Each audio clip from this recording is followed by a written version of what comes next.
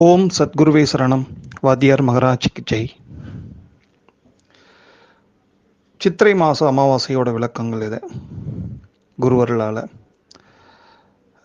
இந்த அமாவாசை எப்படி இருக்குன்ட்டு அப்படி பார்த்துட்டிங்கன்னா, செவ்வாய்க்கிழமை 11:40 காலையில் 11:40க்கு மேலே தான் அமாவாசை திதி வரும்.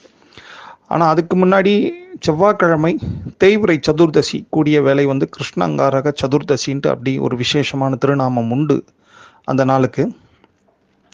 அந்த நாளில் பண்ணக்கூடிய ரொம்ப விசேஷமான ஒரு பூஜை என்ன அப்படி பார்த்துட்டிங்கன்னா யம தர்ப்பணம்.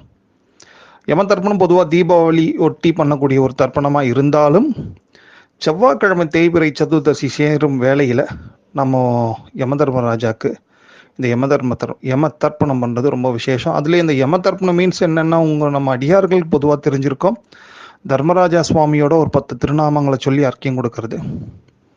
ஸோ காலையில் அது பண்ணுறது ரொம்ப உத்தமமாக இருக்கும். 11:40க்கு மேலே நீங்கள் அமாவாசை சர்வ அமாவாசை நாளைக்கு இருப்பதனால 11:40க்கு மேலே நீங்கள் அமாவாசை தர்ப்பணம் பண்ணலாம். அப்படி பண்ணுறச்சே ஒரு 6 மாதுளையை சாட்சியாக வச்சுட்டு தர்ப்பணம் பண்ணுங்க. மாதுளங்க ஸ்வதா தேவதைகளோட அனுகிரகம் கிடைக்கும். அந்த 6 மாதுளையை அப்படியே புதன்கிழமை காலையில் அமாவாசை ஒரு 9 மணி வரைக்கும் இருக்கும், பிச்சை அமாவாசைன்னு சொல்லுவாங்க. அந்த அமாவாசையில புதன்கிழமை வரைக்கும் அதே 6 மாதுளையை வச்சுட்டு மறுபடியும் பிச்சை அமாவாசையில் அதன் சாட்சா அந்த மாதுளையின் சாட்சா தர்ப்பணம் பண்ணுறது ரொம்ப விசேஷமான அனுகிரகங்கள் உண்டு. ஸோ நாளைக்கு காலையில் பார்த்துட்டிங்கன்னா யம தர்ப்பணத்துக்கு இன்னொரு கூடுதல் விசேஷம் ஒன்று உண்டு. பொதுவாகவே செவ்வாய்க்கிழமை கூடிய சதுர்தசி தேய்பிறை சதுர்தசியில் பண்ணக்கூடிய ஒரு தர்ப்பணம் யம தர்ப்பணம். பட் ஆனால் நாளைக்கு பார்த்துட்டிங்கன்னா ஆயுஷ்மான் யோகம்ன்ற ஒரு விசேஷமான யோகம் இருக்குது. அது கூடுதலாக தர்மராஜாவோட பெரிய அனுகிரகத்தை பெற்றுத்தரும். இன்னொரு பெரிய விஷயம், நட்சத்திரம் அசுவினி வந்து ரொம்ப ஒரு விசேஷம் வந்து நம்ம அடியார்களுக்கு தெரிஞ்சது தான். நல்ல ஆரோக்கியத்தை தரக்கூடிய ஒரு விசேஷமான திருநக்ஷத்திரம். அதுலேயும் வந்து நாளைக்கு அது செவ்வாய்க்கிழமையோடு சேர்ந்திருக்கும் வேளையில் நாளைக்கு நாம் பண்ணக்கூடிய அந்த தர்ப்பணத்தோட பலன்கள் பார்த்துட்டிங்கன்னா நல்ல ஆரோக்கியம், நல்ல நீண்ட ஆயுள் கிடைப்பதற்கான பெரிய வாய்ப்புகள் குருவர்களால் உண்டு.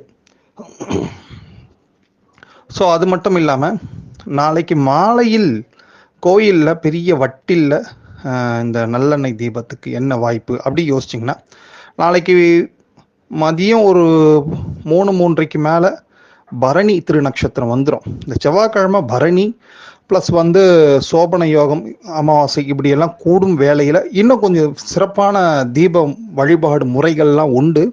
பட் இருந்தாலும் பரணிக்கே நாம் என்ன பண்ணலாம், பரணின்றாலே மடக்குன்ட்டு ஒரு விசேஷமான திருநாமமும் ஒன்று உண்டு. மடக்கு மீன்ஸ் இந்த வட்டில், பெரிய வட்டில், அகல் இருக்கு இல்லையா, அது மாதிரி ஒரு பெருசாக இருக்கும். கிட்டத்தட்ட ஒரு 1/2 லிட்டரு 1 லிட்டரு எண்ணெய் பிடிக்கிற அளவுக்கு ஒரு தீப பாத்திரம் வச்சுங்களேன் மண்ணில்.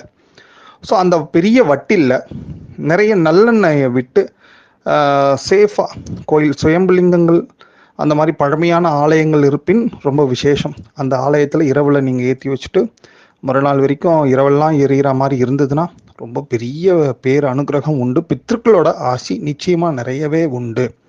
ஸோ நாளைய வழிபாடு அமாவாசையோட சிறப்புகள் இப்படி இருப்பதனால இதை நம்ம அடியார்கள் எல்லாருமே வந்து இந்த மாதிரி குறிப்பாக வரக்கூடிய இந்த காலங்களோட விஷயங்கள் எல்லாம் தெரிஞ்சுண்டு மற்றவாளுக்கும் சொல்லி அவங்களும் அவங்களோட பித்ருக்களோட பரிபூர்ண கிருபா கடாட்சம் குருவர்களால் கிடைக்கட்டும்.